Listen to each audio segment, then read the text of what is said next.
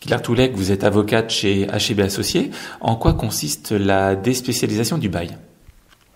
Tout bail comporte une clause d'activité ou de destination, c'est la même chose, qui encadre et définit l'activité qui doit être exercée dans le fonds. La déspécialisation, c'est tout simplement le changement d'activité. Alors, il peut être partiel. Donc là, on parlera d'une extension de l'activité existante dans le bail. Donc on exerce une activité accessoire ou complémentaire.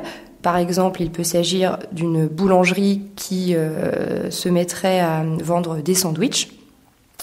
Le deuxième cas, c'est la déspécialisation plénière.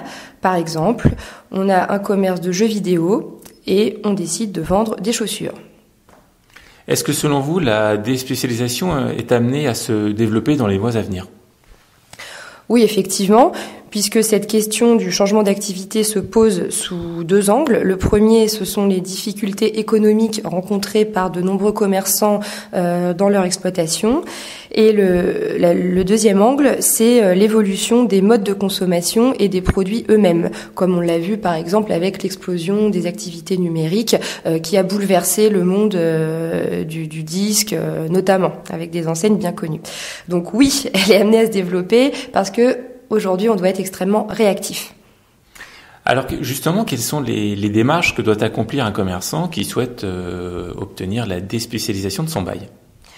Alors la première démarche, elle est éventuellement judiciaire, puisqu'on a une procédure qui est encadrée par la loi, tant pour la déspécialisation partielle que pour la déspécialisation plénière.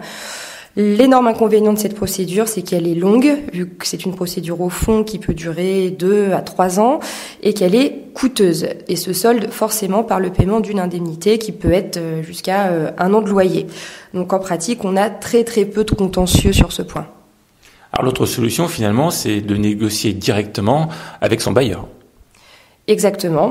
En réalité, la pratique s'oriente beaucoup plus vers une négociation. Mais dans ce cas, le conseil, c'est de structurer son projet avant de s'asseoir à la table des pourparlers afin de donner des garanties sur la viabilité future de cette exploitation. Alors, quel est l'impact justement de la déspécialisation sur le bail du commerçant ? Dans tous les cas, il s'agira d'une hausse de loyer puisque le bailleur consent une modification du bail, on a forcément une hausse de loyer.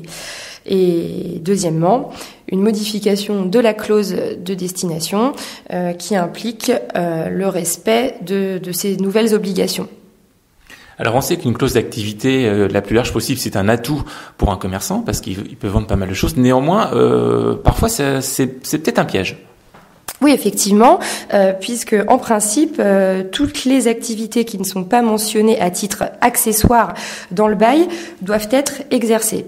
Donc si on a une clause large énumérative et que le commerçant n'exerce pas une des activités mentionnées, il est en violation de son bail, donc en risque par rapport à son bailleur. D'où l'intérêt d'avoir une clause large mais qui ne serait ni exclusive ni limitative.